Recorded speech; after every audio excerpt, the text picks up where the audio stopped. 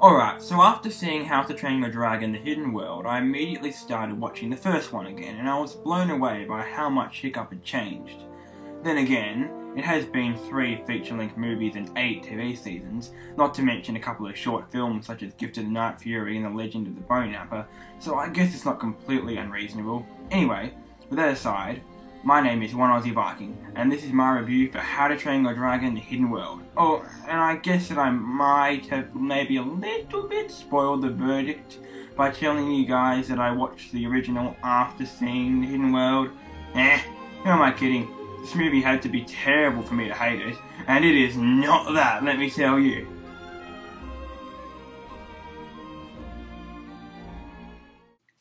Not many film trilogies are consistently good throughout their respective franchises. However, How to Train Your Dragon The Hidden World succeeds on nearly every front that made its 2 predecessors so beloved in the first place. With an incredible cast that, for the most part, grows and develops over the course of the movie, insanely good animation, a thrilling villain and a masterful soundtrack from John Williams to boot, How to Train Your Dragon The Hidden World is truly a sight to behold, and a brilliant end to an amazing franchise. The first movie was structured around a boy becoming friends with a dragon. Its sequel developed the characters further and took the story in unexpected directions as Boy and Beast grew as one. Now, in the final installment, Hiccup, voiced by Jay Baruchel, and Toothless must learn to fly on their own as the marketing took it. Both Hiccup and Toothless must realise the strength of being on their own and embrace the outcome, something that neither are willing to do. This creates a morally deep story about maturity and growing up that adults will find engaging, and so will children to some degree. The Hidden World does not pander down to children and treat them like they're stupid. It respects them by giving them a wonderful tale that adults can enjoy as well. Now, something to note, because it does relate to what I just said about this film being about the relationship between Hiccup and Toothless, is that there are much less sweeping camera shots in this movie. I mean, How to Train Your Dragon 2 was full of epic and majestic shots of dragons flying, through wildebeest battling it out. The Hidden World does still have these type of shots, however they come less often. I reckon that this is most likely on purpose to represent that the core of this film is about the relationship between boy and dragon, and it is less a grand adventure of scale and terror that we saw previously. Don't get me wrong though, the animation is absolutely breathtaking. Definitely DreamWorks' best looking film to date. The new villain, Grimmel the Grizzly, is in my opinion honestly the best villain that the franchise has to date. He has that sense of pure evil that Drago had, combined with the calm and collected traits of Vigo from Race to the Edge.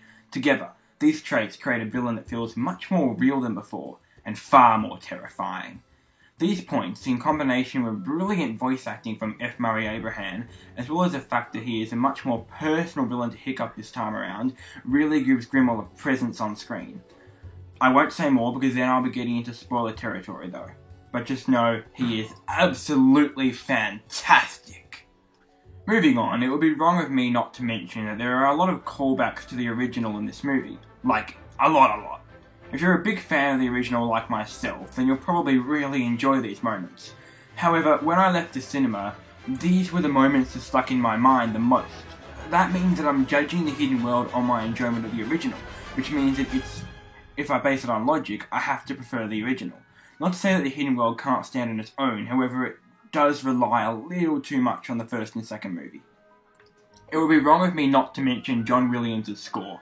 With jaw-dropping brand new tracks such as Exodus, new renditions of old ones like New Tale, and a combination of both such as Once There Were Dragons, the soundtrack is something to behold. It is simply breathtaking and brings so much to the movie. In fact, the music that you've been listening to this entire time is actually music from The Hidden World. To cap it off, How to Train Your Dragon The Hidden World is a fantastic ending to a franchise that deserves all the praise it can get. It's a heartwarming and emotional story about a boy and his dragon, and one that should not go unnoticed. The villain is fantastic, the supporting characters are for the most part great, and the soundtrack is something to behold. If you are a fan of either of the previous 2 movies, I urge you to go out and see this film. It's great for everyone, children and adults alike. Seriously, go and see this movie. Thanks for watching. I hope you enjoyed the video. If you want to see more content like this, then let me know. Again, I've been One Aussie Viking, and this is my video on how to train your dragon in the hidden world. And I'll see you next time. Bye-bye!